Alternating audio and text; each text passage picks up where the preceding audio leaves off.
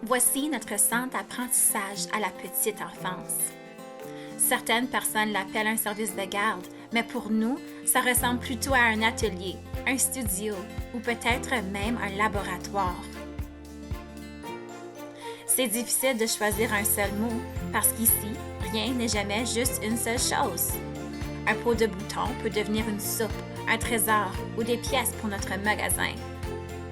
Une bûche peut être un pont, une montagne ou un siège pour réfléchir. On ne nous dit pas quoi faire avec les choses, on découvre par nous-mêmes. On sait quand les adultes sont vraiment là, pas seulement en train de regarder de loin, mais tout près de nous. Ils observent ce qu'on fait avant de parler. Ils ne se dépêchent pas de corriger ou de nous dire la bonne façon de le faire. Parfois, ils attendent tellement longtemps qu'on oublie que ce sont des éducateurs et des éducatrices. On a juste l'impression qu'on découvre ensemble. Quand ils sourient à nos idées au lieu de les arrêter, ça fait grandir notre pensée. Quand on est intéressé par quelque chose, comme les trains, les couleurs, les roues, les champignons, on commence à le voir partout. Des photos, des sons, de petits objets qui nous rappellent de quoi on pensait. Ça nous fait sentir que nos pensées ne restent pas seulement dans nos têtes, elles viennent à la vie. Parfois, elles sont même écrites sur les tableaux, juste à côté de nous, pendant qu'on est encore en train d'y réfléchir. Nos idées n'ont pas besoin d'être finalisées pour être retenues. On aime qu'il y a toujours des choses à découvrir, mais pas toutes faites déjà pour nous. Des tables remplies de pièces détachées, de casse-têtes prêts à explorer. Des plateaux d'objets doux, durs, brillants et froissés. Parfois, quand je lève les yeux, je vois quelque chose sur une tablette qui brille, comme si ça m'attend.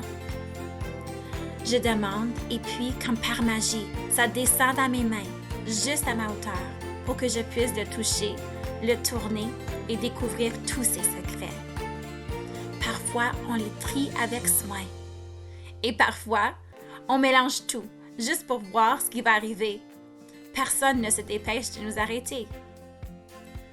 Si quelque chose se renverse, on le nettoie. Si quelque chose casse, on recommence. Quand on nous fait confiance, on commence à se faire confiance aussi. Dehors, nos corps pensent eux aussi. On s'équilibre sur les bûches, on empile des pneus, on grimpe sur des caisses, on renverse de l'eau là où il n'y a pas d'évier. C'est pas dangereux, c'est juste assez difficile pour qu'on soit fier quand on réussit. On ne réussit pas toujours du premier coup, et c'est correct. Nos éducateurs disent que c'est nous qui les guidons.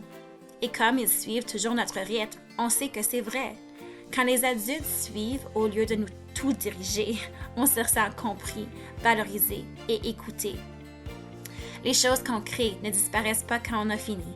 Des peintures qui coulent, des sculptures qui penchent un peu, des inventions en carton qui ne ferment pas tout à fait. Elles restent accrochées au mur ou posées sur les tablettes comme une preuve que la pensée compte, même quand elle est un peu désordonnée. Elles ne gardent pas seulement les belles choses. Elles gardent les vraies choses, celles qui racontent une histoire. On ne pense pas que notre centre est spécial parce qu'il y a du matériel de luxe. La plupart du temps, c'est juste des choses que quelqu'un a trouvées, gardées ou décidé de ne pas jeter. Mais ici, tout a du potentiel. C'est ça qui le rend spécial. Alors, si tu te demandes ce qui compte pour nous, c'est ceci. Merci de croire en nous. Merci de faire confiance au fait que nous sommes déjà des penseurs. Continue de t'émerveiller avec nous et on continuera à te montrer tout ce qui est possible.